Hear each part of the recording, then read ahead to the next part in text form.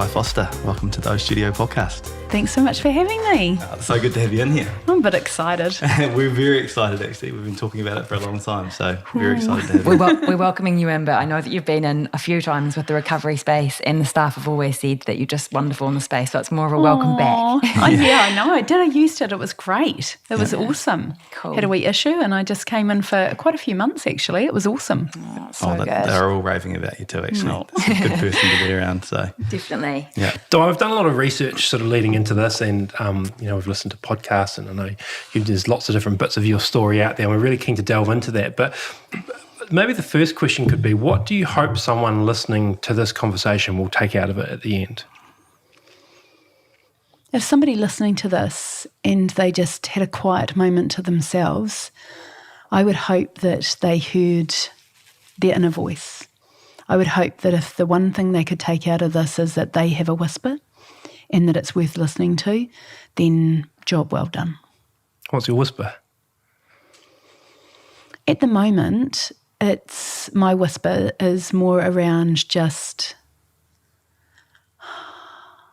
I invited him to ask me difficult questions. I didn't expect it to come straight out. Straight out the gate. hell. I know, it was just interesting. That question, I wasn't sure where you're going to take it, and it's a really interesting idea that everyone's got this sort of whisper. And Or multiple. A big whisper for me at the moment is just to slow down, that everything that I've ever wanted is actually happening now, and just to be in it. And I find my mind wandering to, what if something bad happens? And I'm just like quietly coming back and saying, I always think that if we've got these sort of fears or doubts in our mind that they're telling us something. And so I know for me, when I sit and listen to my whisper of like, calm the farm, die, then I go to, is there something I need to do? Is there something I need to change? And, in the last week, it's like, hell yes. You need to pull your socks up on these things, I'm pushing it quite hard at the moment. So then I have to make sure that I'm equally looking after myself exceptionally well. And a couple of times I've had to say, you're just pushing a bit hard. So pull back, make sure I'm eating exceptionally well. I'm sleeping really well. I'm making sure that I'm getting time in nature. I've got an amazing connection with my family, and I'm recently just moved into an office, which was a game changer for me because the workload that was sitting on top of me when I was at home, because my office was upstairs, has gone. And so now I feel like my son is getting the best of me because I'm so present when I'm home and I'm so present when I'm at work that it's like I'm felt like I was doing nothing particularly well before. Now I feel I'm bloody on fire. I'm doing everything amazing. Can you share a bit of that with us? I think everyone can feel like that sometimes, that you're sort of like busy but not productive, and then one of the things that I take my clients through that I just think is a game changer is 10,000 days.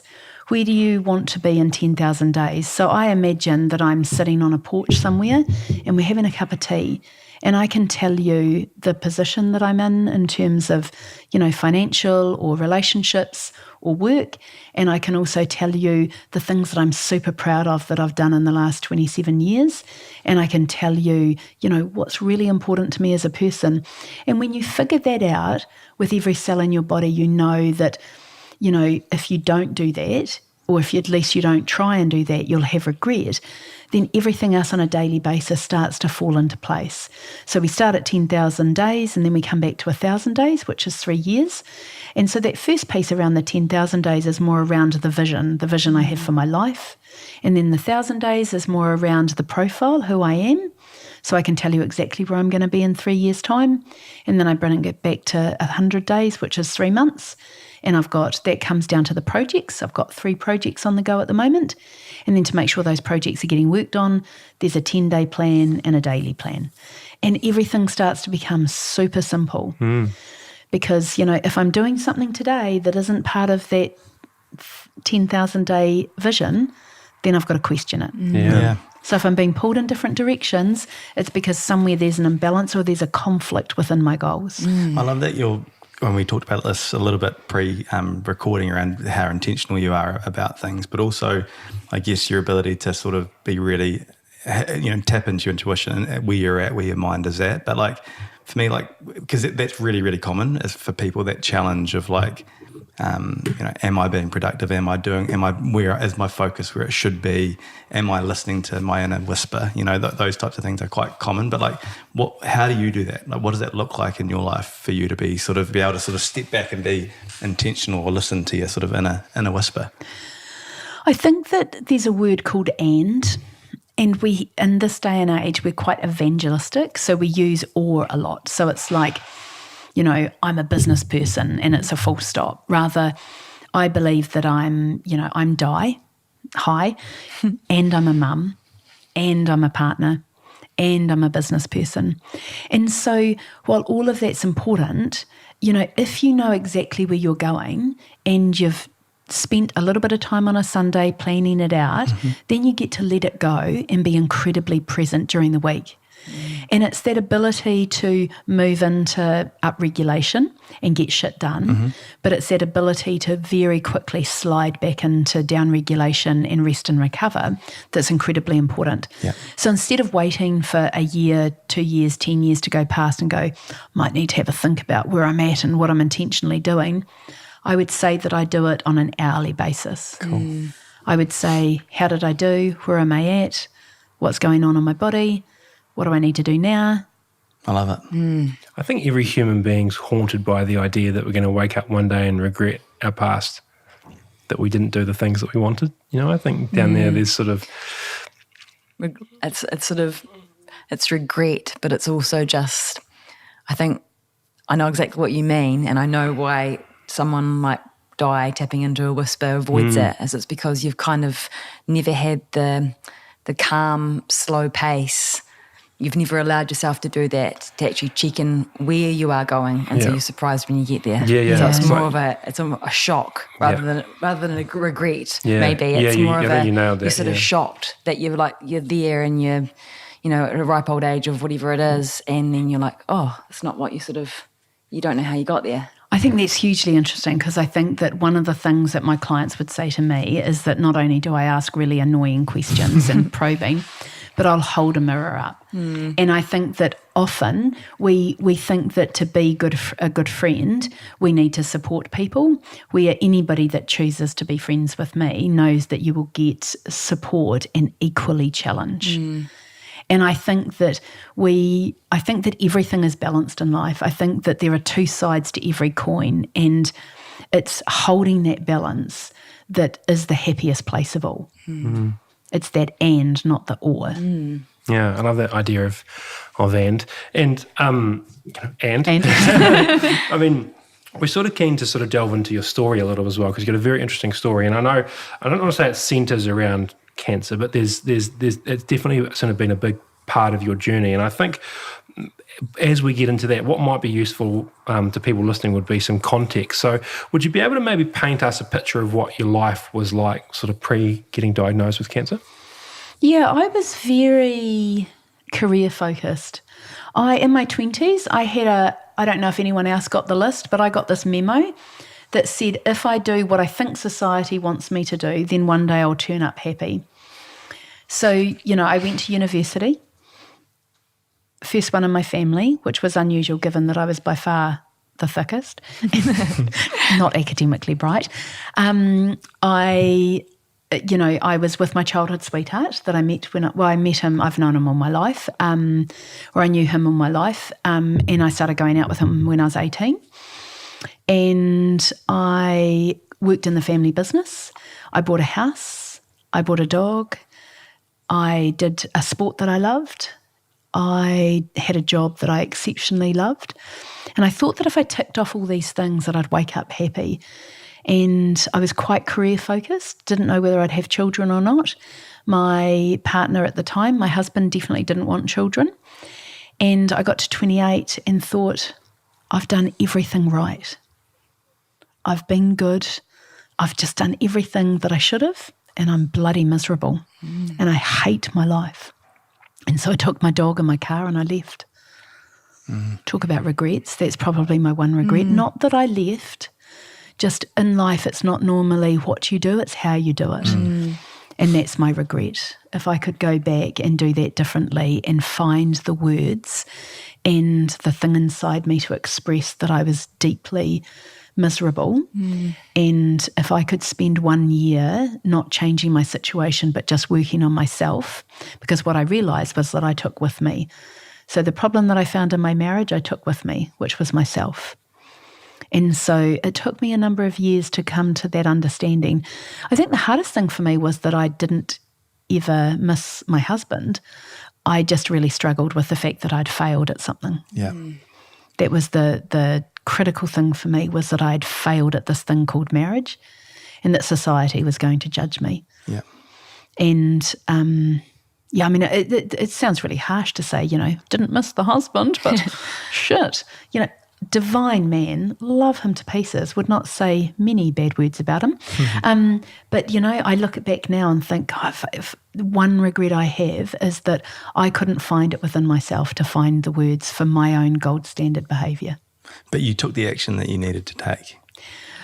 I set it up so that I wouldn't go back.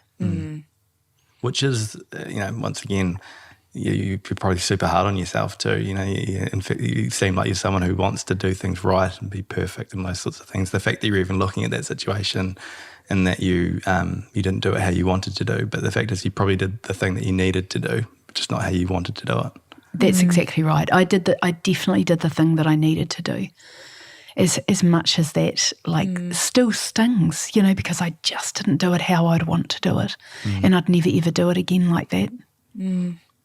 It's like you summarising that checklist of things we do to, where we think we're heading towards kind of inner peace and happiness.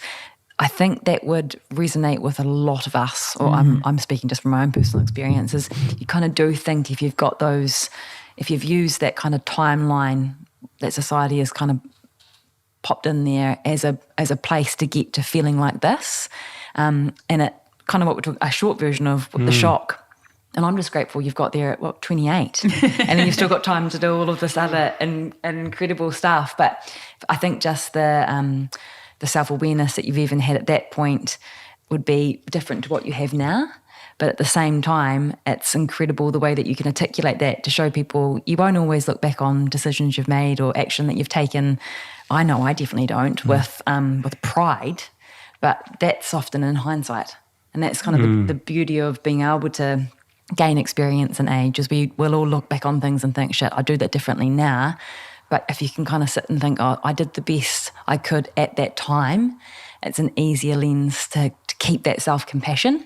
And that's already what I'm feeling from you now, is you've got an incredible self-awareness. But I'm sure where the story takes us, you've also had to have a hell of a lot of self-compassion. I think about this, sorry, I'm ranting now, I'm taking over the thing, but I think about this often when I think about parenting, always thinking about parenting, but and how often we look at the way that our parents parented or their parents parented, and it's the same through that same lens. If you look at that with compassion and, that they did the best they could with the information they had at the time. At the time they had it, yeah. I love that. Yeah. I remember looking at my dad going, when I was 18, going, I could be a little bit mad, but actually you did the best you could with what you had, given your set of circumstances.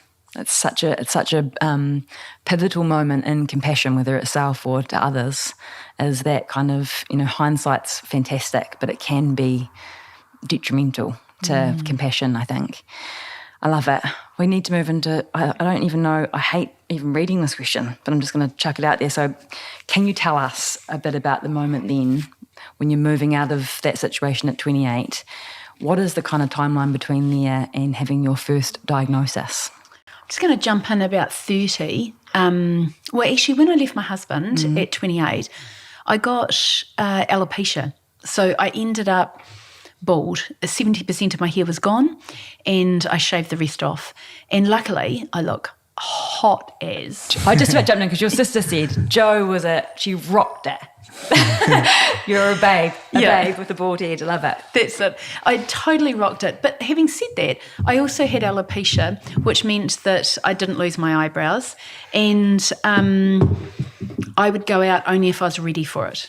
So that happened, and then within that time, about 2 years into that, I went on a specific diet and my hair started growing back. And then 1 year later, I lost my hair with cancer treatment. And so that was kind of interesting, that's how it happens. Because nothing's ever just like, oh, I got breast cancer. I don't have any IgA in my blood, so I don't have the immunoglobulin IgA in my blood, which means that when everyone else gets a cold, I will end up with a chest infection, possibly. So there's that, and then the fact that when I was a teenager, the doctors gave me way too many antibiotics because I would end up with chest infections all the time. So I got to about 17 and stopped taking antibiotics because I found better ways of managing it. And then I found out I had IgA deficiency and too much IgE, which is the allergen one. So my body tends to overreact to hay fever and things like that. And so that was kind of like leading up in my 20s. So I had alopecia, and then, as I said, my hair started growing back, and I was getting fit for karate again, and I was living in Napier on my own, and I you drop a few kilos because you're getting fitter, and I just found a lump in my breast, and it was because I'd lost weight, it became quite obvious. And unfortunately at 30, you don't want a hot doctor saying to you, you have a very large tumour and a very small breast. I was like, if we're going to talk about my breast, we should be talking about something, something more positive. But anyway, so that was, I was 31 when I was diagnosed with breast cancer, and probably only about a 15% chance of lasting beyond 5 years without getting a reoccurrence. So when I got to 7 years and just winding back again, I chose at that point, even though I knew that there was possibly another way, I chose at that point to have surgery, radiotherapy and chemotherapy. In that, I also saw alternative people to help me through that process. So even though that I chose that treatment, I chose it because every time I meditated, it was like I got this ticking time bomb of you don't have time to figure this out. So that was the choice that I made at the time. So I was 31. I was with a boyfriend at the time. I got the impression that he probably would have preferred if I had have got reconstruction. But I knew that with every cell in my body, I wanted to do my black belt grading. And when I asked the surgeon and the oncologist if they would recommend an Olympic athlete get reconstruction, the answer was definitely not. So I just treated my body really functionally. I've always been quite functional about things. So I had those traditional treatments, and then I went off and lived my life. A little bit differently though, like definitely not with the same zest for career only. I had a lot more balance in how I thought and just what I wanted out of life. And 7 years down the track, I met my darling husband in Timaru. I was living in Dunedin. He was in Christchurch, and we were at a beach training. And I remember probably a couple of months before that, I saw him for the first time. And he broke someone's nose at a black belt grading, and I thought, oh, Christchurch arsehole, because Christchurch boys have a bit of a reputation. Anyway, he sat down really quietly, and I thought, oh, maybe I judged him a bit quick. But then a couple of months later, I stood beside him, and I'd just been invited to do my black belt grading, and he just talked to me for 20 minutes, and I thought, he's not this talkative with everyone. I know that about him. He's very introverted. And I thought, he's not ready for this. There's a lot going on with this, me. And I thought, he's not ready for me. So I waited a year. Until he was ready and in a different situation. But in that 20 minutes, I had been really intentional about what I wanted in a relationship. So instead of going, I want someone tall, dark and handsome that's fit and healthy and looks like this, because I'd done that and I'd breaks people's noses. Exactly. Exactly. I'd already got that, and he took over the bathroom too much. So I was like, I'm over that stage of my life. But I got really intentional about what the relationship was like between us. So instead of worrying about what he was like, I was really clear that when I met this person, we would notice each other from across the room. No one else would notice, but we would notice each other. And at every turn, we would always try and step together. So it was this very, very strong, powerful thing. So I stood beside him for 20 minutes and I thought, I could bloody do life with you. I could just walk beside you for the rest of my life. But I had to wait. I had to wait a year until he was ready, which was good. And then that was it.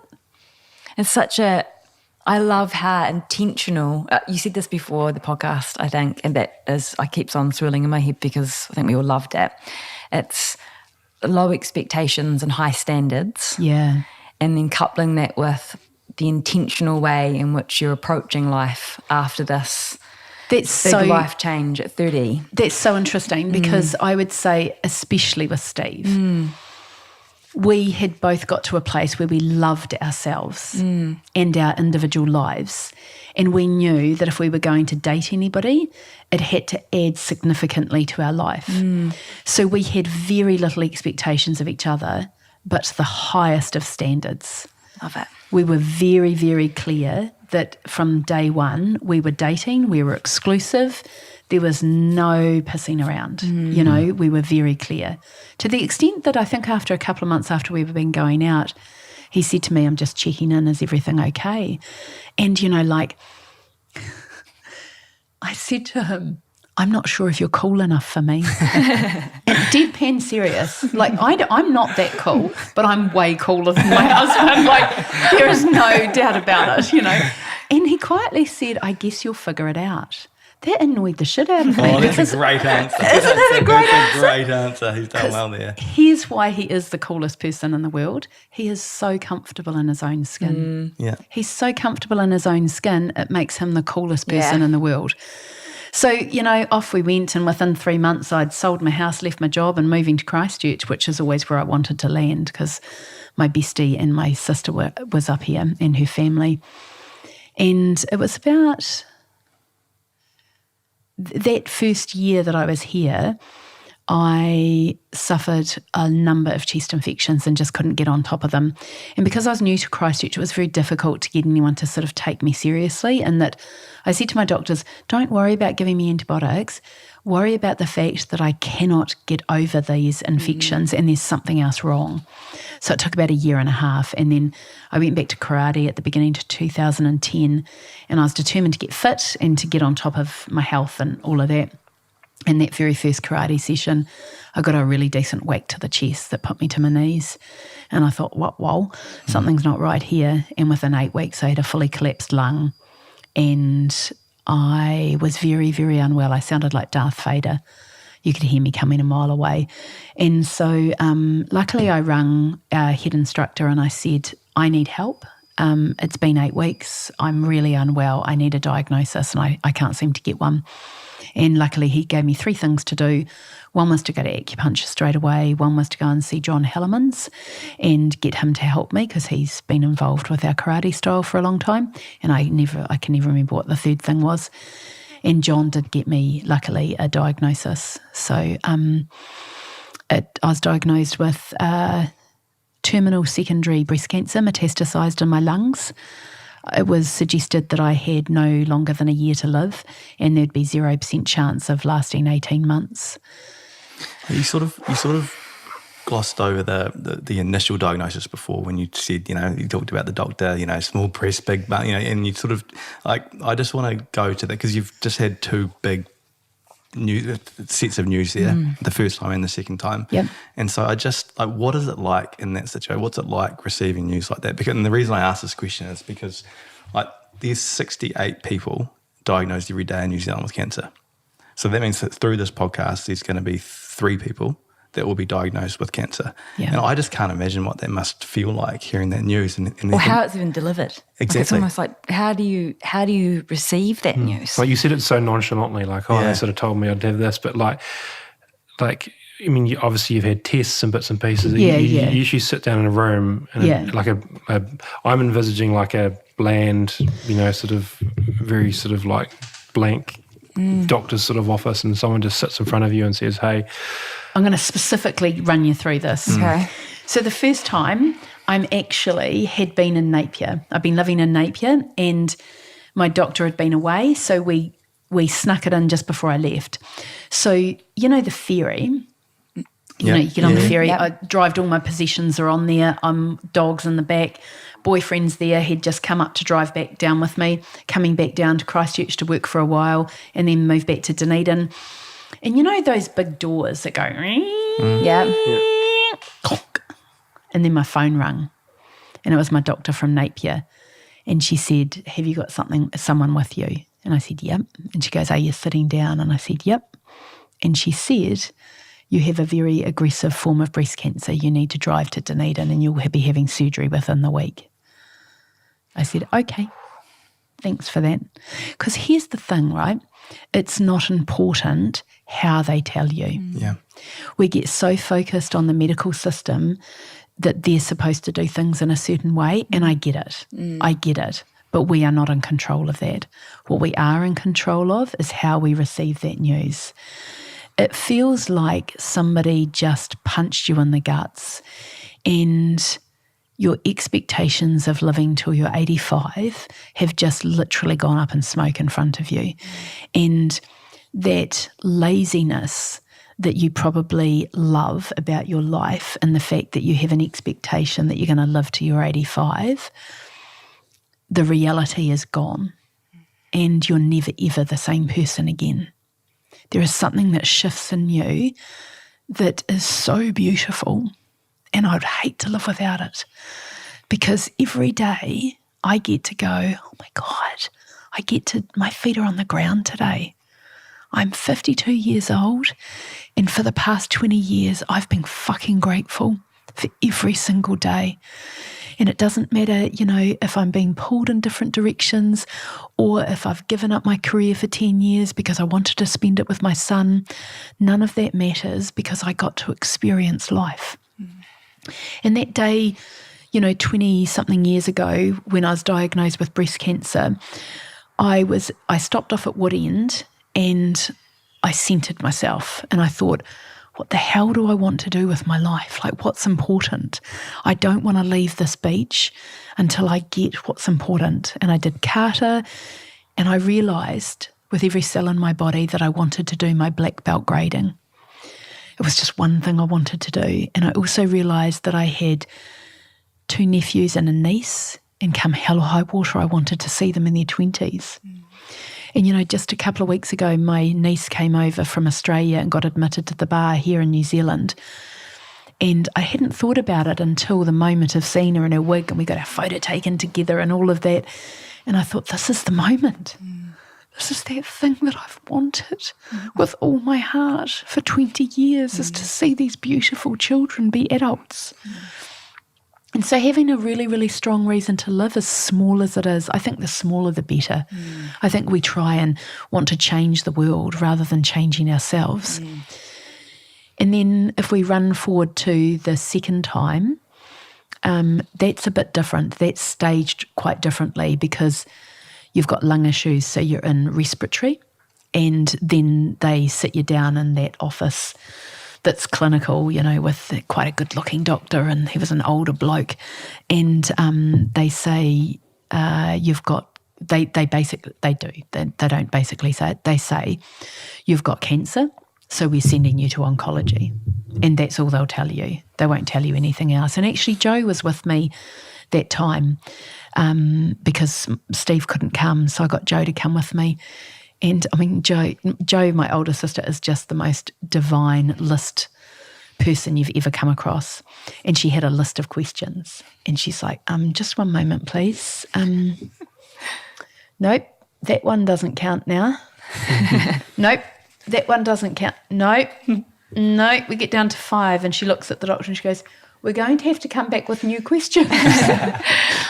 I had the absolute pleasure of speaking to Jo before this, and it made me laugh even when you sent through her name and that she was your sister, because I've got an auntie Di and an auntie Jo along with another few aunties as well, but the way that she spoke about that, what you've just described, and it was, oh gosh, sorry, I'm emotional today. It was so not painful, but you're obviously both very strong, self-aware people, and what was like so shocking for me compared to sort of how often you imagine or have seen this played out for other people around a diagnosis or a big life-changing event was how much time and space were important. She mentioned this a couple of times, your response, the way that you reacted to a diagnosis, your ability to go inward rather than sort of chase a chaos or put up a large sort of aggressive fight. It was a very calculated, calm, intentional process. And I couldn't stop thinking about what kind of impact that would have on the body. You know, I'm obsessed obviously about stress and pace and all of the things that we sort of associate with a life journey. And I often hear those fighting terms around the diagnosis. And so to hear somebody else that obviously knows and cares about you so deeply articulate that in a way of, it was a very different response than what I was thinking I was about to hear. Yeah, Jo, I remember at the time when she said, you know, we've got to come back with different questions, and I just held her hand and we hugged each other and I said, Jo, it's going to be okay. You know, it's going to be okay. I think that I probably come across as an extrovert.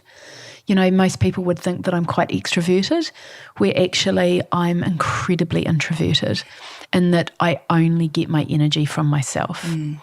I'm very happy to be with people. I love being around people, but I don't expect anybody to give me energy.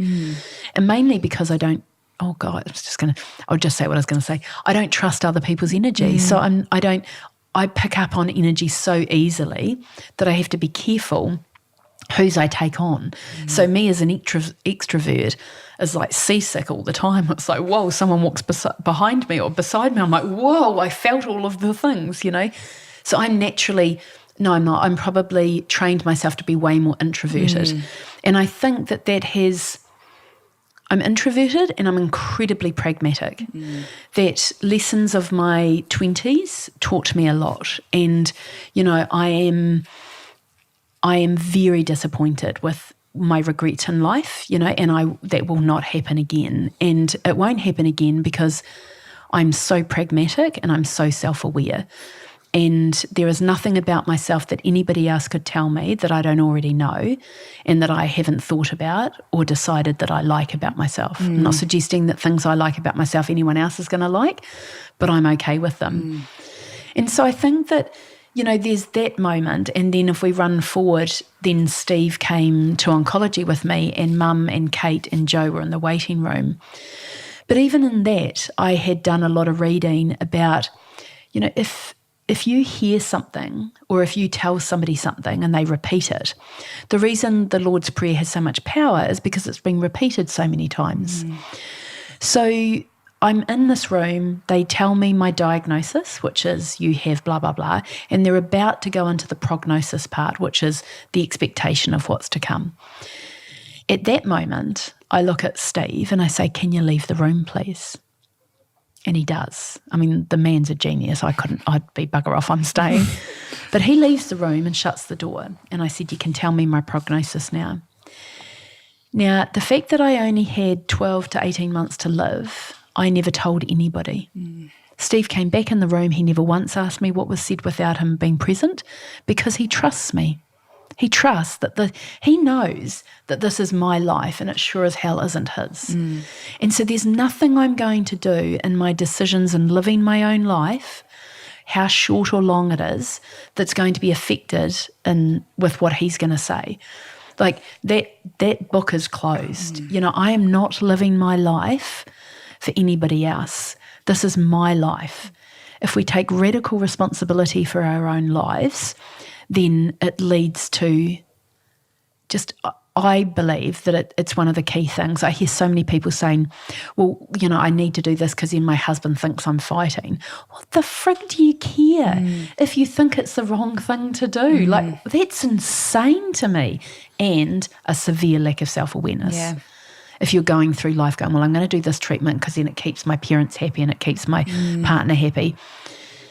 And so, you know, that's how that happened. And it was a shock, but then because we'd already been to respiratory and we already knew, it was just like we knew that they were going to tell me I had cancer. It was the how bad version and it was pretty flippin' bad. So flipping bad. I feel, because I spoke to Steve as well, obviously, and did you, sorry, this has nothing to do with this, but have you got another sister called Kate? Yes. Oh my gosh, that's literally my mum's name. So we've got Kate, Joe, Di as well.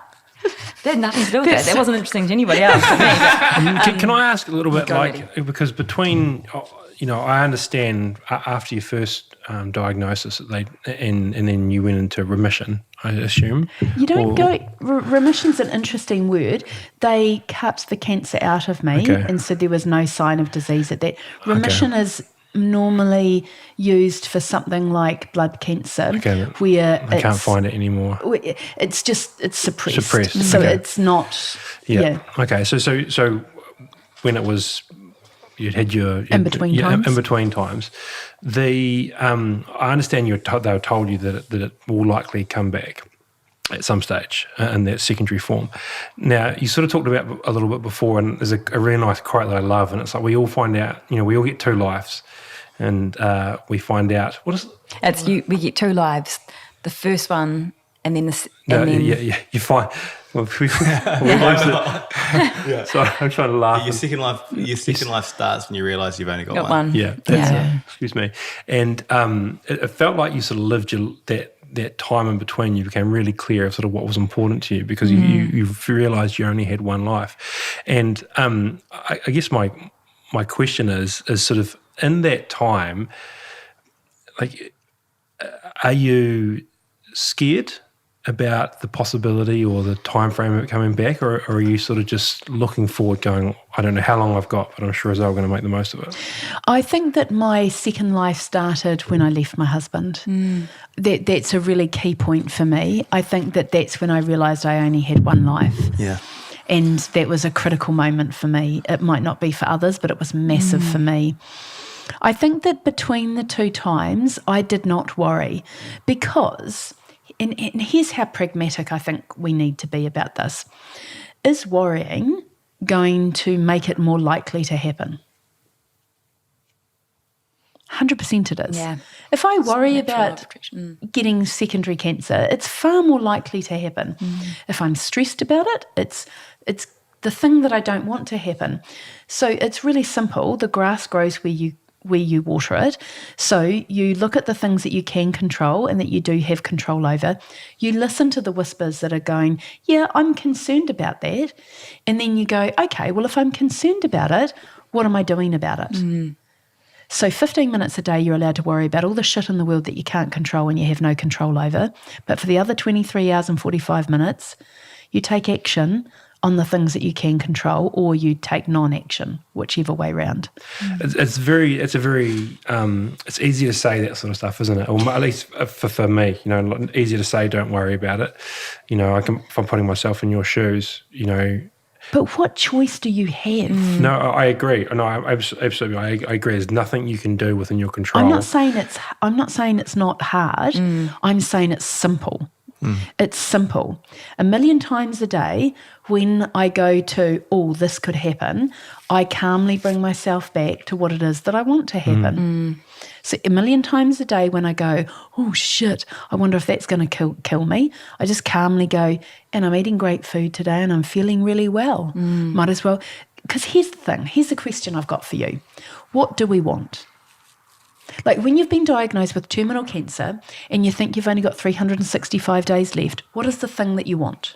To live. Yeah, to live. And like, you want more days, don't you? Time, yeah. Yep, time. Okay. So my question to everybody is, what are you doing with the day that you've got? Because you have no flipping right to ask for more days if you're doing fuck all with this one that you've got today. It's that simple. If you're not doing the best you can with this day, I do not see that you have any right to ask for any more days. Wow. So it's like, it's such a great conversation, but it's like you're spending every minute intentionally. Again, I keep on going back to that one word, but it's almost like stoicism smashing into like manifestation. This is what I'm feeling like. It's like you can't control the uncontrollables. So exactly. So taking action. And we get so, like, I've read a number of books, but I will not read 52 books this year. I will hold on to one that I intend to implement, that is doing me good. And at the moment, that's always a Brianna Weist book because she is the very best self-help hug, because I sure as hell don't need a slap in the face. I don't need hustle. I don't need a slap in the face. I do that for myself. So what I need is somebody that gives me a hug. And the thing is that we've talked about, when did Eckhart Tolle's book, The Power of Now, come out? It's not rocket science. Just every time you wander, every time you go over here, you just gently bring yourself back. Yeah. I think we expect that it's going to, once we decide it's going to happen, that's it, you never have to do it again. Yeah. I would have brought myself back onto the path that I want 1,000,000 times a day until I got to the point where it became so second nature to me that I literally check myself for a pulse because I'm not thinking that much. I love how you've put that as well. It's simple. Doesn't mean it's easy. It's simple. The principle's simple, but it's hard to do. And so a lot of people can't, and can't is the wrong word. A lot of people don't do it naturally. Did you teach yourself to do that? I was a storming, like in my 20s, I was very focused. I was very hard. Everything was black and white. Now everything's just cloudy grey. The second life after the breakup. I feel like that's the what you've just said, because that's obviously the practice of meditation is that. But when you realise that radical responsibility, to use your term, which I think is so important that we keep coming back to fleshing what that is out, but it's almost like your every part of what happens to you now, you're not responsible for what has happened, but you're responsible for how you react. And I imagine hopefully that's how you feel about a diagnosis. You weren't, it's no fault of yours that you were diagnosed. We'll talk about that. I've just written that down. First of all, I hope that there's a pause and I get to respond, not react. Reacting is the difference between being angry and fighting and doing all that stuff and just taking one breath and saying, shit, we're in this situation. What might be my next best step? Here's the thing. When I learnt NLP, a really lovely man said to me, you manifest everything in your life. You manifested your breast cancer. And I thought, ooh, that's rough. Took me 12 months to get my head around it. In the end, I realised that what he said may be true, but it was not helpful. And what I've realised is things may or may not be my fault, subconsciously or consciously, but regardless, they are 100% my responsibility. And that responsibility is my ability to respond. So I don't think it matters what happens in my life. The only thing I'm interested in is how I respond. I just love this so much. So do I. I just genuinely love everything about it. Like, we have like our internal sort of value sort of set here as one of our values is we deliver, and our sort of motto is that we play above the line. And so above the line for us is ownership, accountability and responsibility. And what sits below the line is sort of blame, excuses, denial, and actually shame sort of sits down in that there. And it's like you just want to be playing above the line all the time. You can't, we just can't, there's so much out of our control constantly. Yes. Externally, but actually we have 100% control at the same time because we get to choose our response every single time something happens. Every minute of every day. And so there's so much, it's a really interesting thought because it's like there's so much is out of our control, but everything's in our control at the same time. 100%. And, like we talk about, but it's hard. Yeah, it is hard. Go play in a different field. This is the game that you chose. It's, like suck it up, buttercup. It's like, what do you want me to say? It is hard. And believe me, it can be a whole lot harder. We're sitting here in a beautiful building with a little bit of sunshine outside. It's like, really, is it that hard? Like, Yeah, no, I think perspective is a good thing that sort of comes from your story, I think, a little bit. And sometimes those moments in our life that you get really caught up on if you're worried about something small, it's almost a privilege. Like if you're worried about traffic or having to park too far away from where you're trying to get into, like that's almost a privilege. That's the concern that you have today. 100%. And you get perspective when all of a sudden what you have to worry about is a lot more significant. Will it matter in a week? Will it matter in a month? Will it matter in a year? Will it matter in 5?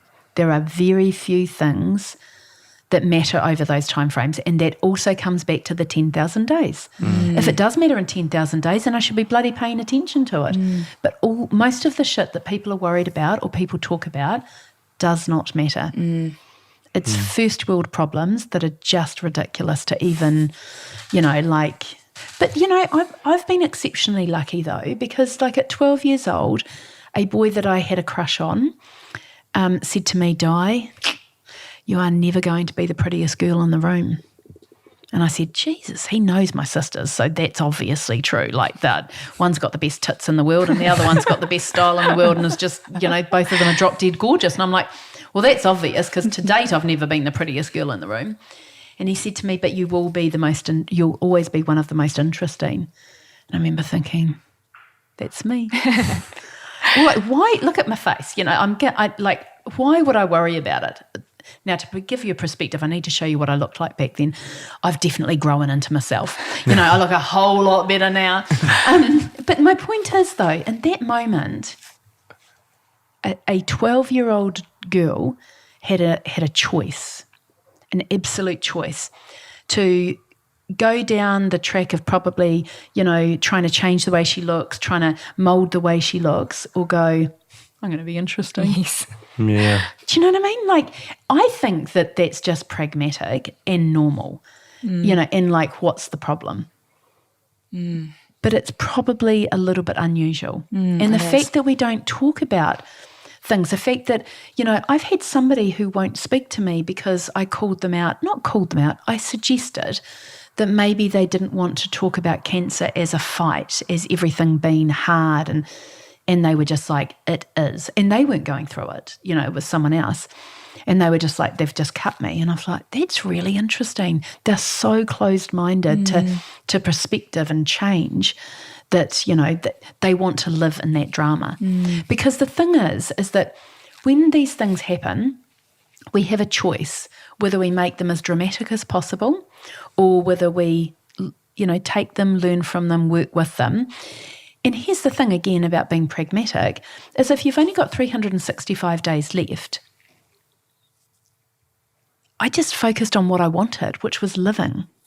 I didn't want to die, so I didn't focus on that. I focused on what quality of life I did have.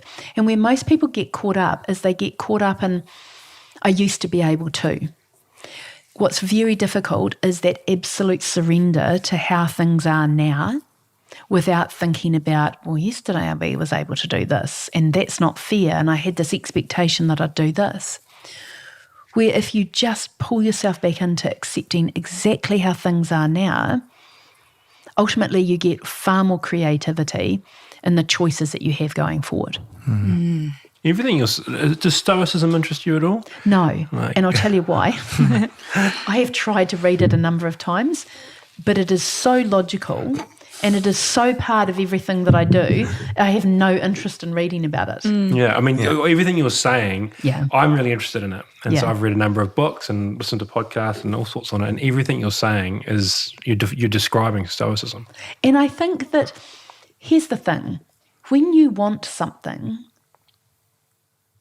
you have to be it. So I understand the principles of Stoicism, and I just choose to live it and not study it. Yeah. I am my very own study. N=1. Thanks so much for checking out the O Studio podcast. I hope you're enjoying the conversation. We've now got 12 O Studios at different stages of opening around the country, but there are locations still available. If you understand the opportunity in wellness and you're wondering whether owning and running a business is right for you, click the link in the show notes or head to ostudio.co.nz and I'll get in touch. Back to the show. The thing I find fascinating about you too, though, is like, because you're so pragmatic, logical, quite direct in the way that you think about things. And you've got this real sense of like empathy and kindness. It's and a connection. Yeah, you're very, very connected. Obviously not judgmental at the same time. You know what I mean? So like... Well, it's not about anyone else apart from Di. So we're talking about like, you're like not there now. No, but sorry. We're debriefing on... Yeah. No, but I know, so carry on. You. Oh, that's right. You go. I was going to say, that's why you were starting to say exactly what I was thinking, and it was blowing my mind, because I think we're feeling this in the same way, and that you can look... And I think it comes back to radical responsibility. It's self-responsibility. And it's radical because she's not following a practice or making choices or following a timeline or walking down a path for anyone other than yourself. So there's a complete peace in that. Whereas I think... Second life. Yes. It's very... And it actually does probably segue perfectly into this next part, because I had down here about hope and possibility. And it was around that second diagnosis... It's the ability to live in every single day intentionally, that somehow that your goal, the best response to dying is living. You've discontinued to live. Obviously, we're speaking to you now well past the 365 days. So I think I don't know why I'm all sweaty and emotional about this, but I feel like it's like we're having like a... How has this happened? And I know that you've been part of studies into, concepts that were seemingly, I think you used the word yourself, woo-woo, and that we don't really understand why it is. You've gone past that point. So I suppose my question there is, what happened in that 365 days, do you think, that's given you all of these days past that point? A little bit of rainbow fairy magic dust. Must be. Here's the thing that I know and understand. So there is a book that, or a study that came out called Radical Remission, and there are 9 or 10 key factors. I can't even remember what they are. Having a strong purpose to live, nutrition, movement's been added in, increasing positive emotions, decreasing negative emotions. Can't remember the rest. Anyway, what I understand with every cell in my body is that healing happens in this moment. It doesn't happen in a doctor's surgery. It doesn't happen on the yoga mat. It happens in your body in every single moment of every single day. And when you have environment and you have DNA, there's the bit in the middle that turns the DNA on and off. And so what happens with the body is that whenever you give it the right environment and the right messaging, it will always try and innately heal. It will always try and restore itself back to homeostasis. It's always trying to do that. So it's both as simple as that and hard because we're not in control of it. And so what we are in control of is that we're in control of the environment. So what we feed ourselves and, just toxins and all of that sort of stuff. But we're incredibly in control of that light factor in the middle, which switches our genes on and off. And by that, what I mean is my self-awareness, my choice of what I believe, all of that I'm in control of. And so one of the hardest things I ever did was deciding not to have treatment because there was only palliative care chemo available to me. But letting go of the outcome and knowing that I just wanted to let food be thy medicine and medicine be thy food, to be present and to be grateful. And doubling down on that and listening to those whispers 14 years ago was the key to leaning into the path that lay ahead of me. Now, I didn't know whether that path was going to be dying 365 days later or being here talking to you guys 14 and a half years later. And it's irrelevant. Because each day we can just do the best with what we've got. And we're just trying to live too much in the future, like we can dictate it, where actually what you're in control of now is how you're doing today.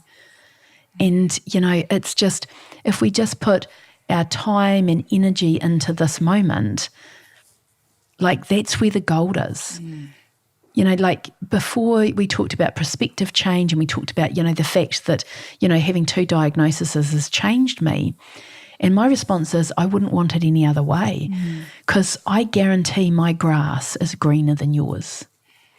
My grass is a level of green that comes only with gratitude, like with every cell in my body that I get to be here, and it's like we all get that choice to be that person, to live that way.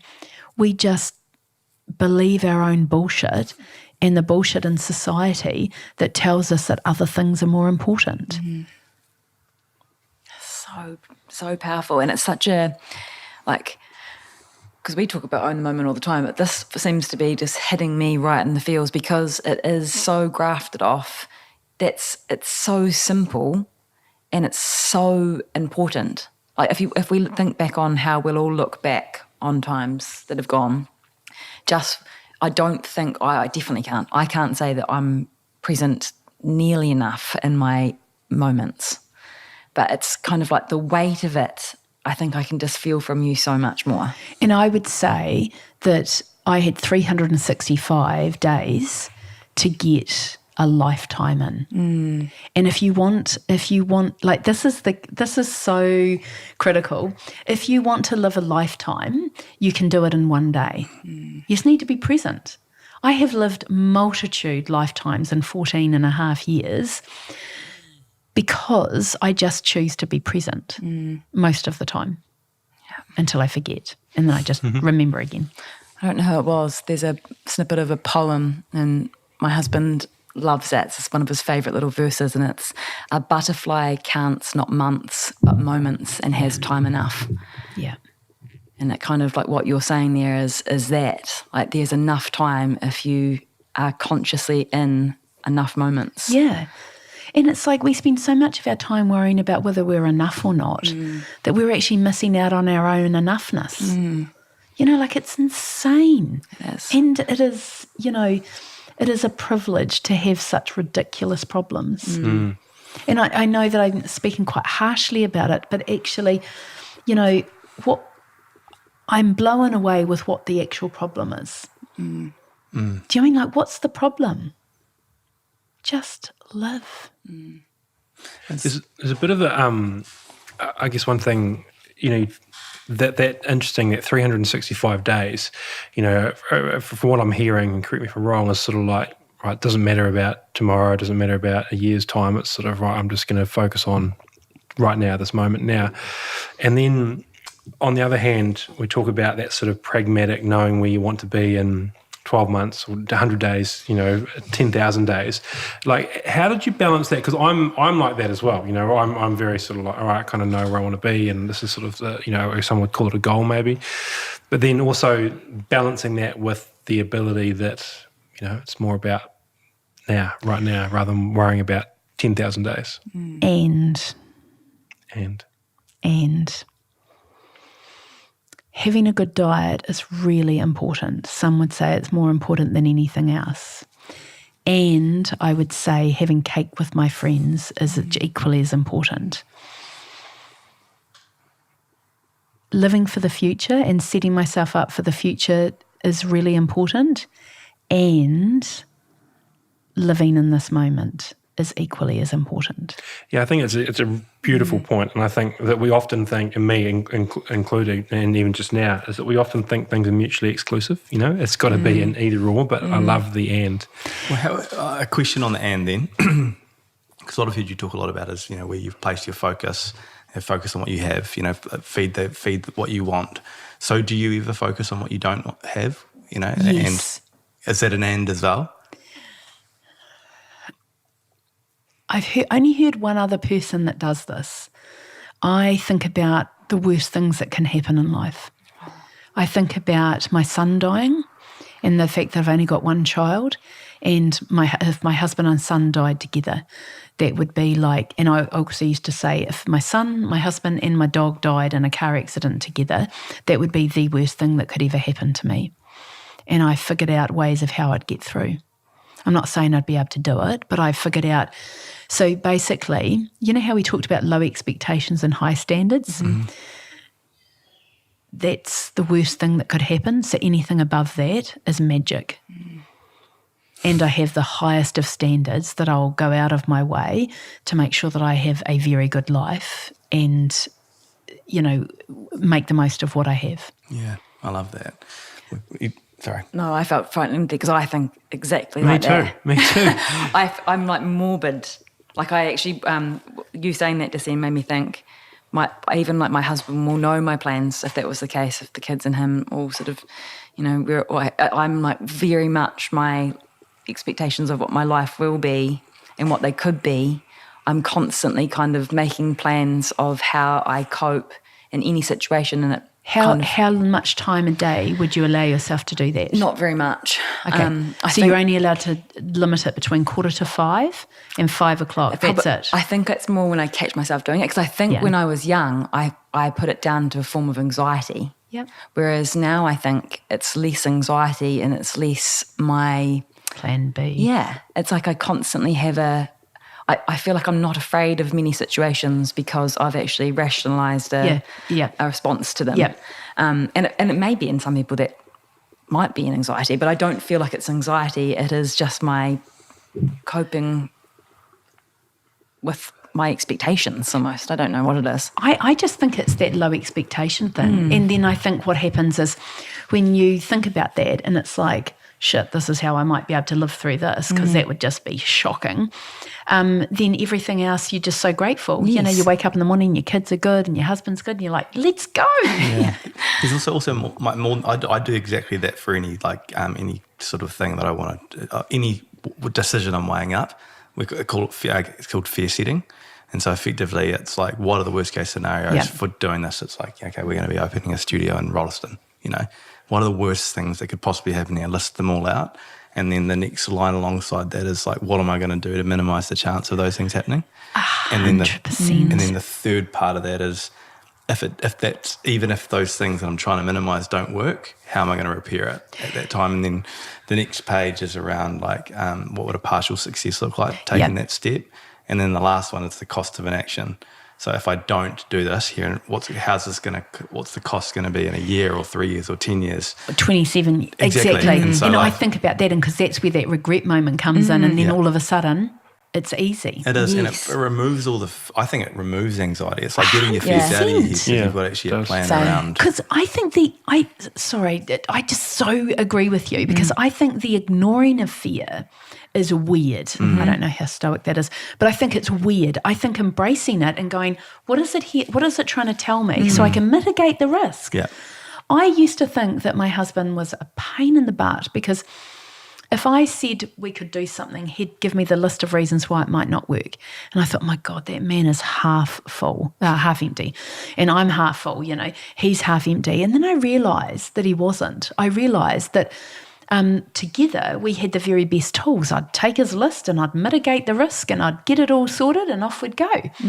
It's logical. It's pragmatic. It's not living in unicorns, rainbows and clouds. It's real. Yeah, it's a good combination. It's a great combination. Like all teams are. I want to just talk a little bit about the treatment stuff, because you talked about that radical responsibility remission. Yep. And there's that book with those sort of 10 things in it. Like, are you able to sort of delve into a little bit more into some of the things that you did that you think really helped you during that time? One of the things that I think was exceptionally helpful to me was reducing the negative things that had happened in my life. So when I tell you stories, you know, about my 12-year-old self, I don't even know if it happened that way. I've just gone back and told myself that story because it works for me. Because at 53, I think, 52, I think, I want to be interesting. So I'm just going to retell that story. My sister and my husband will tell you that I do not let the facts get in the way of a good story. And that, he did tell us that, actually. Yeah, I know. And it's true, though, because shit happens and you have a choice of what story you tell yourself about it. So it's like, I can't even remember where we were going with that question. Negative. Yep. Delving into the things that you... So I thought of myself as a beautiful oak tree, and I thought of the ground that was beneath me and my roots, and I thought that there was weeds choking me. So I dealt with the big stuff. I fine-tuned my diet, I took some supplements, I took some treatments, and I did that. So that was kind of dealing with those big weeds. And then I thought, who do I need to forgive, and where do I need to forgive myself? And I went through every situation in my life, and it was like I'd pick up this big boulder and I'd kind of start polishing it, and I'd clean it up, and then I'd get it real smooth. And I'd tip it inside out, upside down. I'd look at it from 10,000 different ways. What did this mean at the time? What could it have meant? Did it mean that? You know, all of those things. And I just picked up all the stories of my life and just made them sound better in my head and made them work for me going forward. So my luggage became exceptionally light. So, you know, now I tell you at 8, I came home and my mother told me she was pregnant with my younger sister. And at the time I was a baby of the family and I was 8 years old. And I was like, they don't need me to be the baby of the family anymore. I better grow up. I mean, like literally, that's the story that I'd tell myself. And, you know, I went on to be my sister's second mother. You know, I was like, did everything because that was being useful and not being part of the problem. But it's like I just shifted that and made it sound really funny. And my sister laughs every time we talk about it. She goes, oh, my God, have you still not gotten over that? No, darling, I haven't. Never will. You know, but I've made it so light that I can take those things that were very impactful on my life and they just feel light. A lot of it was around how I thought about things. I had to forgive a few people and I had to forgive myself. I had to forgive myself that at 28, I wasn't the person that I wanted to be, that I could live up to my own gold standards.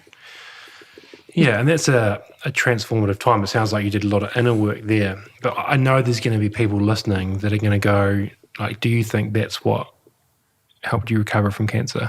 Everything is an ecosystem.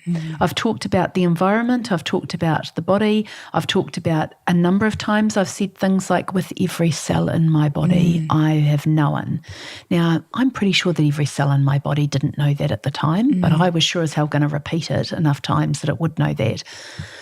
So everything's an ecosystem. So for me, how I viewed life was hugely important, and literally retelling my story to myself was very important. I didn't think I needed to increase many positive emotions because I'm naturally a sunshine. That's who I've just always been. I did refine my diet. I did do some exceptionally targeted treatments, naturally, alternative ones. And I let go of the outcome.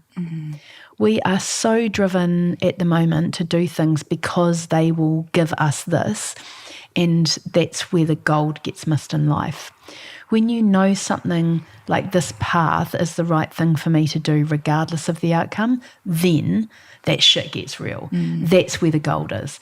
When you rock on up and say, we're 50-50 on whether this is going to help or not. We're 50-50 on whether this is going to work, but you know what? We're going to give it a bash. I reckon that's when the gold happens in life. The biggest standout there for me, and I know what you're also saying there, Maddie, with, you know, people will want to be able to implement what they can from what worked for you to obviously go, you know, well past what was previously put out to you in a timeline, is it's cleaning up the inside and the outside. But I think we massively underestimate how, like that, listening to your story, you gave your baggage wheels almost.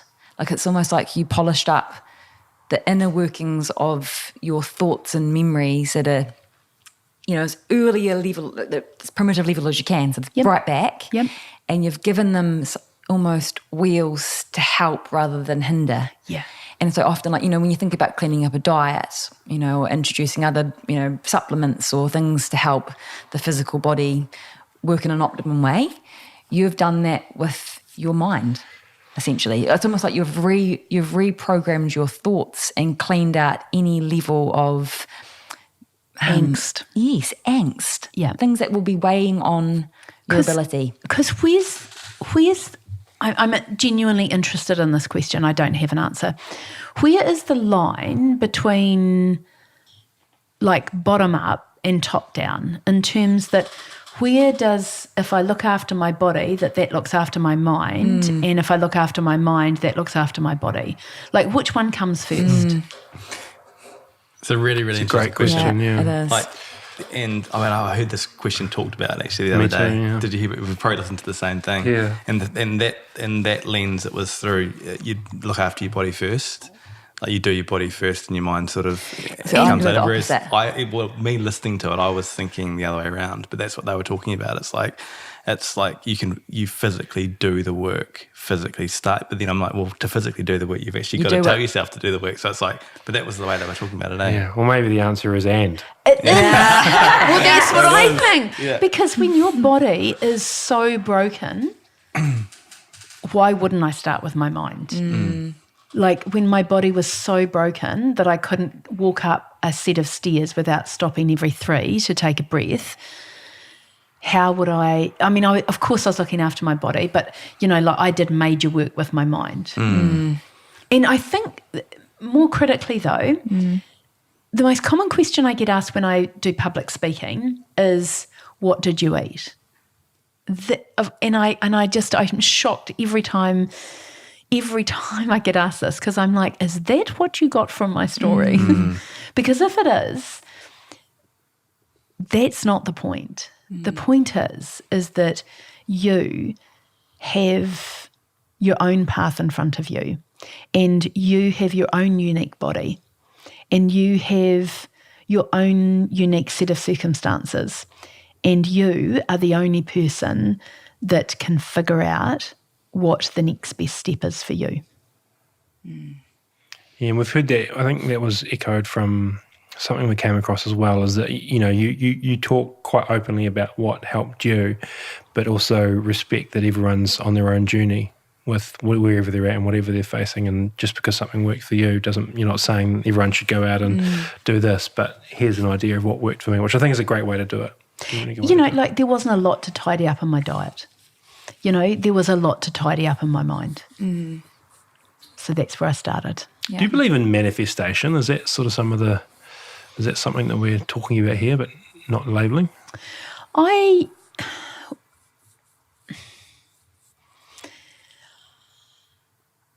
think the grass grows where you water it. I think there's a price to everything. I think that the harder I work, the better luck I have. I think I'm the luckiest person in the world, and probably some people would say I'm one of the hardest workers. It's all, you know, tomato, tomato. Yeah, no, I agree. How's your health now? Look, it's really good. I've had that winter bug. It's still lingering just slightly. But I have no sign of disease. My body innately healed, and I have no major health issues. I have a slight linger with, I have a little bit of what they call bronchosectiitis, which just means that my lungs have a slight bit of scarring on them. But I keep very well. And I manage my health very intentionally and very actively. There's so many lessons and learnings that have got no kind of correlation towards illness, I think, that we're talking about today, which I imagine you get all the time, because I think it's, you know, your experience through that is massive, but I think the way that you look at life and the human journey is something that I could listen to and speak about for hours and hours and hours. I find this type of thing very unique, that people actually can so simply put concepts that I think we've drifted away from a lot in society. I think we're that ability to dive in, whether it's, you know, through breath work or just stopping and having, you know, scheduling moments of quiet. I think it's so confronting for people. They are afraid of what those whispers may be, because it does then, you know, often formulate a task list that you can choose to do or not, that I'd rather not know about what the whisper was. They don't have to do the tasks. It's kind of, they're too busy with other things often.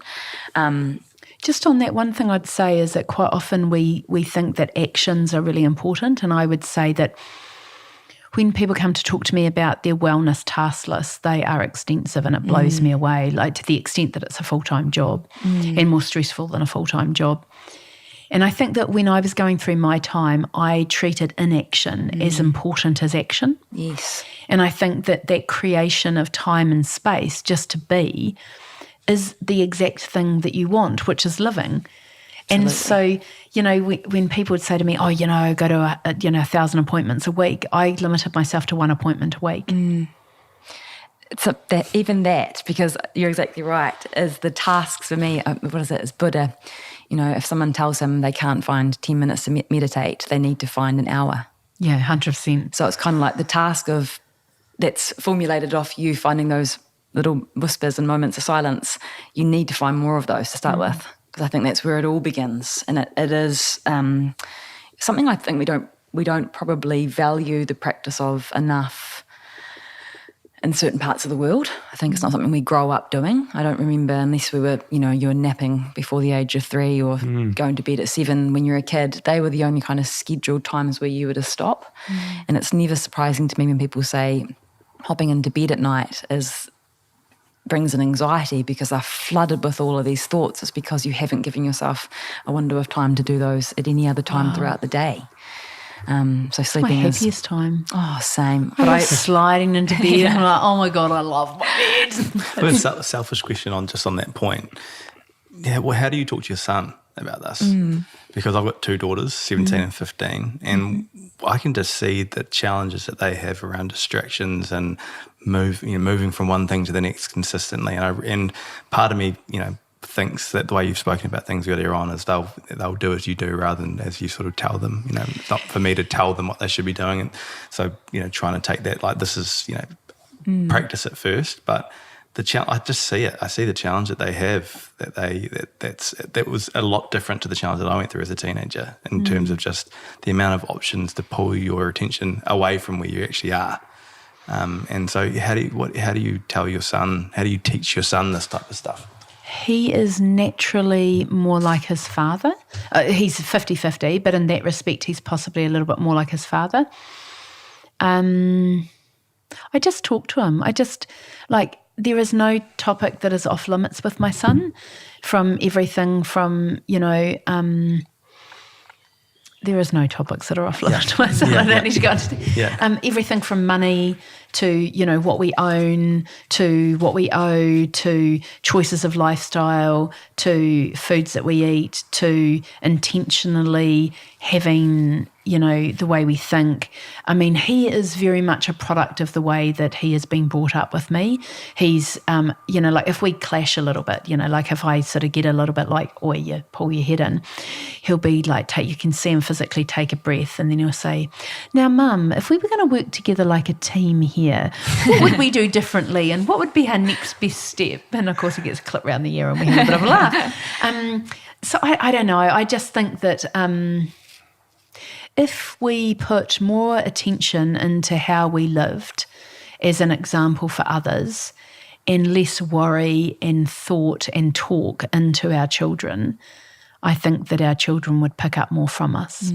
I think we put so much attention in talking. I was at a school thing recently, and I was talking to one of the mums, and they were talking about, where does the responsibility for social media lie? Is it with the school, and is it with the parents? And I think the person they were talking about was 10. And I said, well, then obviously it lies with you, because if you allow your child to have social media and they're 10 years old, then you have condoned lying. And if you've condoned lying to social media, then you're condoning lying in the future to yourself. So very clearly that is not a school issue. That is very clearly a parental issue, which I think they might have been a bit shocked at my take. But you're referencing the lying as they're not 13. Old enough to be on there, are they? 13 is the age limit. That's it. Yeah. End of conversation. Yeah. I mean, I just don't understand, if, again, I don't have an expectation that my son might not want to get on social media, but I have a high standard that these are the rules and this is what we do as a family. We don't lie. Yeah. That is not one of our values. Yep. So simple. So good. It's not hard. No. And it's simple. Exactly. It's not hard, people. It's the big kind of parts of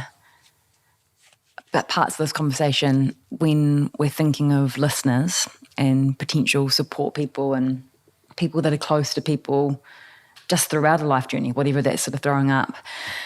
I mentioned earlier that I'd spoken to your sister, who was fantastic, and one of the things that she said, and I made sure that it was okay for me to repeat it, but she said that she was just so incredibly proud of your approach. She said, I'm so proud of her approach. She took time and space, which is what we covered before, but she mentioned quite a few things around that: live with it, not fight it, live alongside it and not in conflict with it, and then look within. And I remember thinking at the time, support people, the people that are the closest to you and know you the most, and they have their own journey, obviously, through that process. They do. And how much kind of, I don't want to say weight, because I don't think you'd view it like that at all, but how did you find, because you're obviously a very self-aware person, how did you find the impact of your journey on the people that you loved? Like, how did you find that affected you? It didn't. Good. Because I said to my husband, I said to him, you realise that I'm the love of your life, don't you? And he goes, yeah, I do. And I said, well, then if I die, there's no point you going out with anyone else. And he said, if you want to have a say in who I date, you've got to live. He's good, eh? He's a clever man. He's very sharp. But I said to him, I'm the one causing you pain at the moment because of what I'm going through, and I cannot be the person that makes it okay for you. If you need someone to talk to, then you're going to have to go and find somebody else. And, you know, like my husband, he only needs me in his life. So, you know, I just had to tell him that, because then I could stop worrying about him. And it's not my job to worry about him. He I don't know if you know, but he gets up in the morning and he puts these things on called big boy undies. And, you know, I put my big girl undies on, and, you know, he's responsible for himself and I'm responsible for myself. And the same with my family. They all knew that I couldn't help them with the pain that I was putting them through, and they had to figure that shit out for themselves. And on the support side of things, I would say that the greatest gift that I was ever given was from my sister Jo. And it was the first time I was diagnosed. I was sitting at lunch and I was about to have surgery the next day. And I said to her, this is awful. I said, I'm about to have my right breast removed. She goes, yep. And I said, I haven't had children yet. And she goes, no. I said, this seems really unfair, Jo. And she said, yep. And I sat there for 20 minutes and I complained about everything. And then I got so sick of myself that I picked myself up and I said, right, let's go. She said, okay. Never once did she say, it's going to be okay. Never once did she say, somebody else has got it worse. Never once did she say anything, but she held space for the pain that I felt in that moment and the absolute despair I felt about the fact that my life had fallen apart. And sitting in pain doesn't, in my experience, doesn't allow you to wallow in it. It allows you to move through it. And I don't think I ever complained after that, because she just gave me that space to feel everything I felt about how disappointed I was in myself for how my life was turning out. And then ultimately it gave me the greatest gift to be able to live the best life I've ever had. Have you told her that? Yes.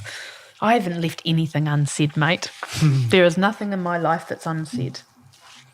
I think the message there is so powerful, and like, you know, as a support person who watched Laura go through what she was going through, and just, I don't know, there's something so cool about the way that you see that around radical responsibility.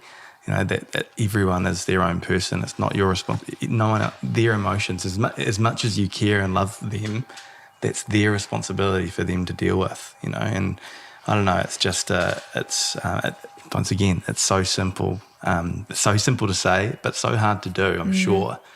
And it's really simple to do. You just need to decide. And I'd say the critical factor in decision is that, I make a decision that I'm going to respond, not react. And then when I find myself in a moment where I've reacted, I do not berate myself. I just go, we can do better. Let's try again. Let's have a wee talk about this, Di. We can do better than that next time.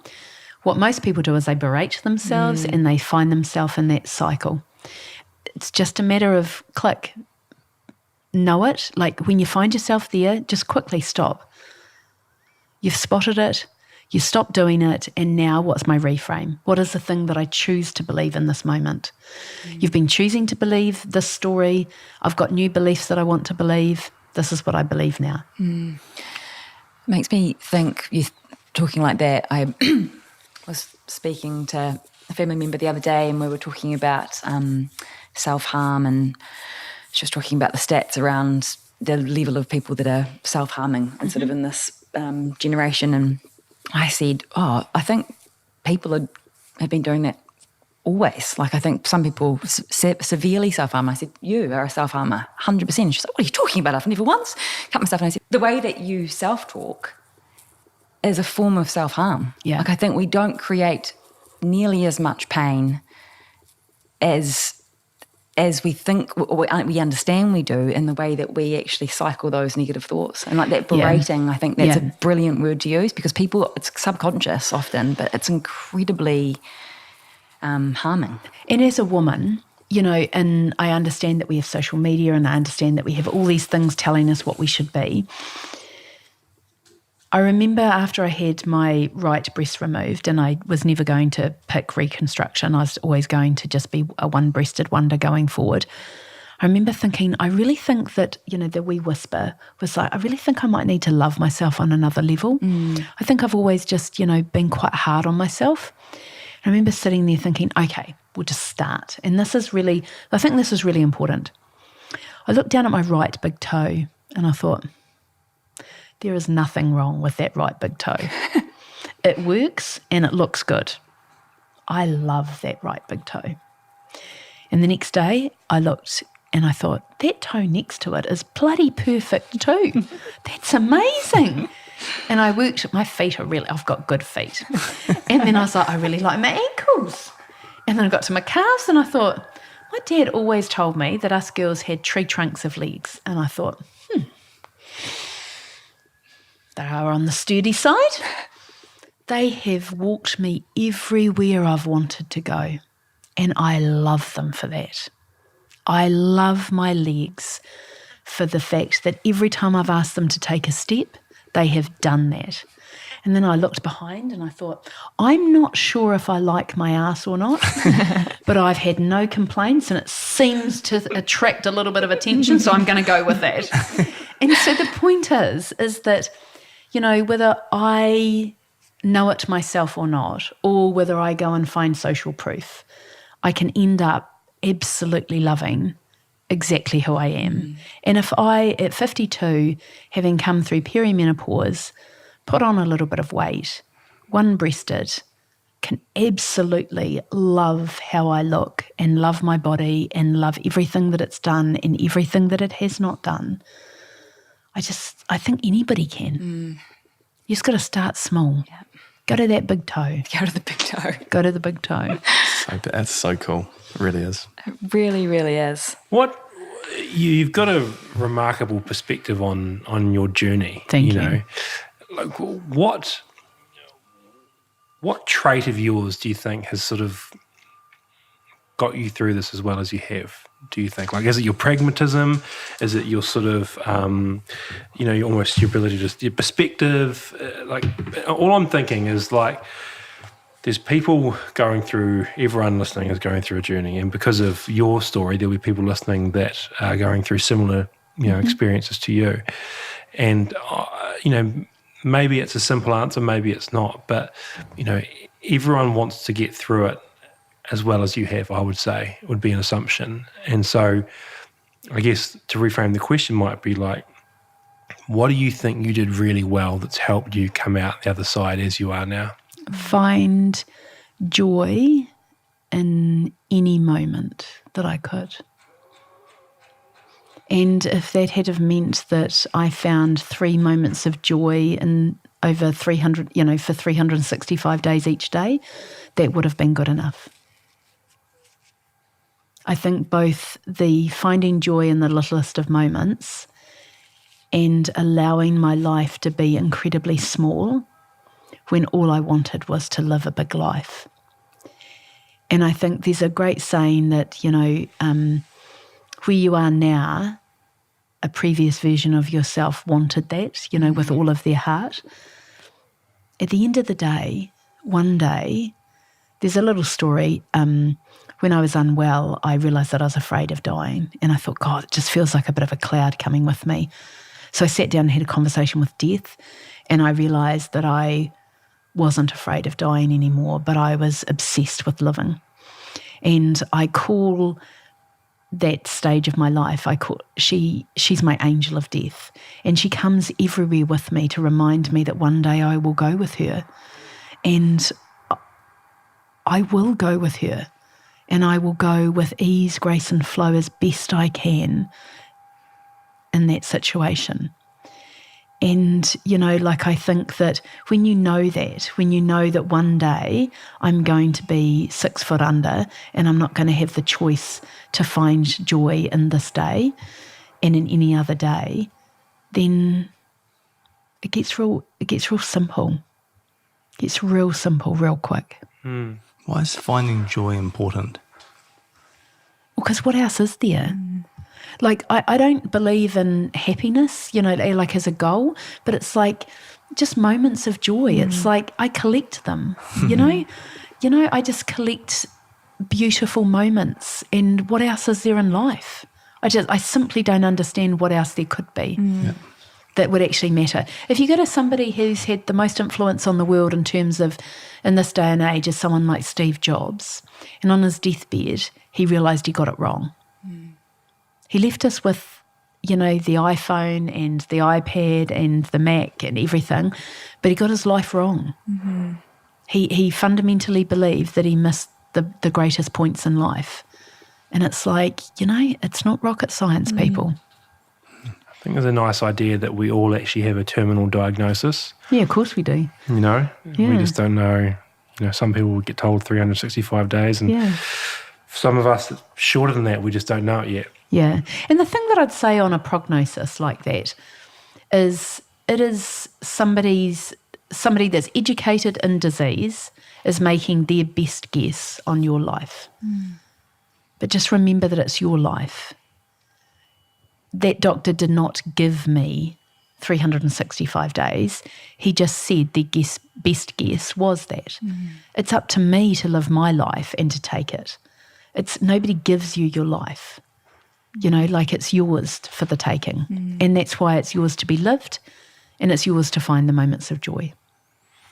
You've been through an incredible amount of adversity, like even the stories you've told today, and when things go wrong, often it can seem senseless and we go, why did this have to happen to me? And there's a metaphorical question, but I think I know the answer. But if there was a button on this table now that could erase the adversity that you've been through and you got to live your life without going through those challenges, would you push it? No. Why not? I love who I am. Like, I couldn't think of anybody in the whole world that I'd sooner spend 24/7, 365 days with than me. And I am exactly who I am because of the parents that I have, because of the siblings that I have, because of the experiences that I have, because of the one regret that I have, because I have an incredible man in my life that, when we thought I was well, he still said, yes, let's have a child. Like, that man's impressive. And I wouldn't be who I am now sitting here today without all of those things. So, and who would I I don't even know if I would like the person that hadn't gone through that, because I adore myself. Like I am such a joy to be with. And I'm trying to think of ways that I can not forget how this conversation has made me feel. Selfishly, I'm thinking about myself over here, but I think the two sayings that I know I'll reference back to when I catch myself: the radical responsibility and your ability to speak about gratitude, because I think that's something we touch on a lot in here, and in a very weighted way. Profound gratitude. Yes. Yeah. And there's a little saying that you're saying: be happy, go natural, be grateful. You've already explained what that looks like and feels like for you, and the process in which you've kind of implemented those things into your life.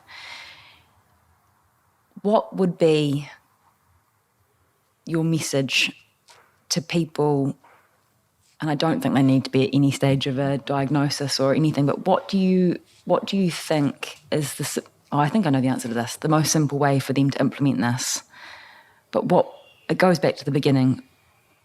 How important, I'm trying to rephrase this question in a way that you've not already answered, is... Can I ask it? Yes, go. I know what you're trying to say. I feel like I'm too emotional, aren't I? Carry on. At the start, we talked a lot about whispers. Yes. If you could whisper into the ear of everyone, or you could be the whisper for everyone that's listening, what would you say? You know. You know the answers to your own questions. You know what your next best step is. You know that you are more lovable than you ever thought possible. And you know that you're enough. You know. So good. That is, I think it's the mic drop sort of whisper. Yeah, You know, I really think it is. Like for me, like there's been so much that I've taken away from this, like so much. I just worry that we've missed something. You know, is there something, like I'll give you some time to think about it, because like the amount of information that you've sort of put through here and such a powerful, I know will land incredibly well with a lot of our listeners, because all the stuff that you've explained today, this is stuff that everyone is dealing with all the time, and everyone has an opportunity to live, you know, and not, you know, I don't know. I guess, yeah, the question here is like, what have we missed?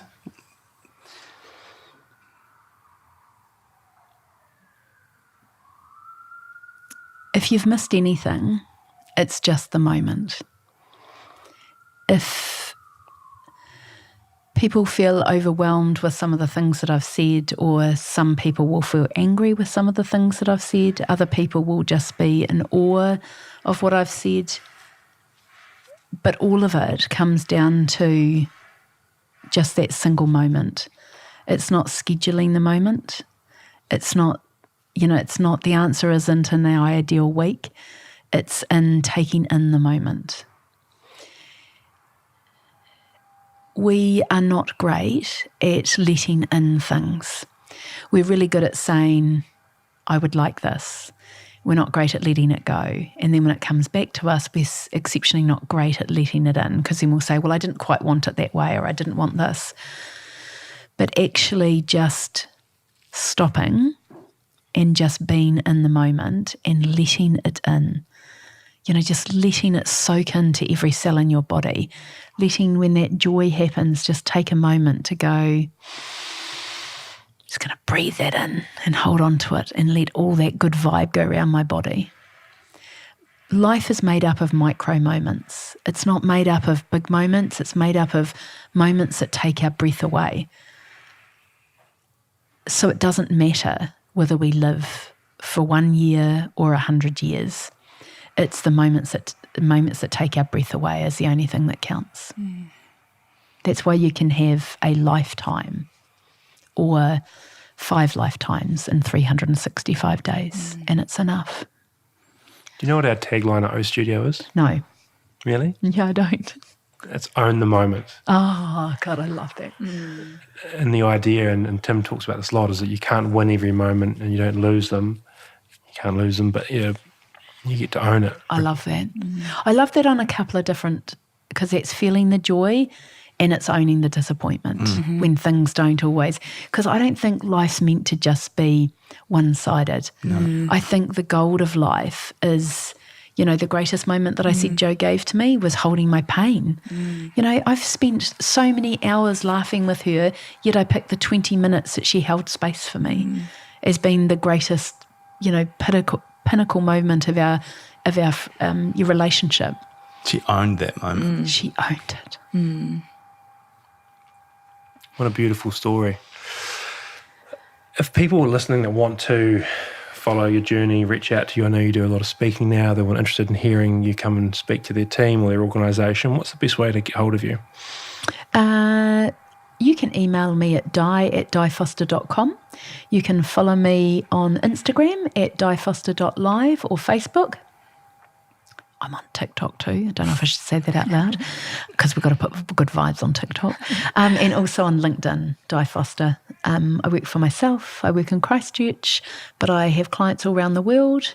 And I generally coach accidental business leaders.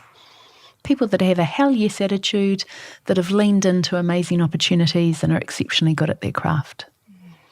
Amazing. I can imagine how good you'd be at that. Yeah. Absolutely. Well, thank you so much for not only for being here, for being so open. And I understand that that's just who you are, but you've got to, it's one thing to go through the journey you've done. It's a second thing to then be able to frame and tell that story so that it helps other people, and I know not everyone does that. So kudos to you, and we appreciate your time and keep doing you.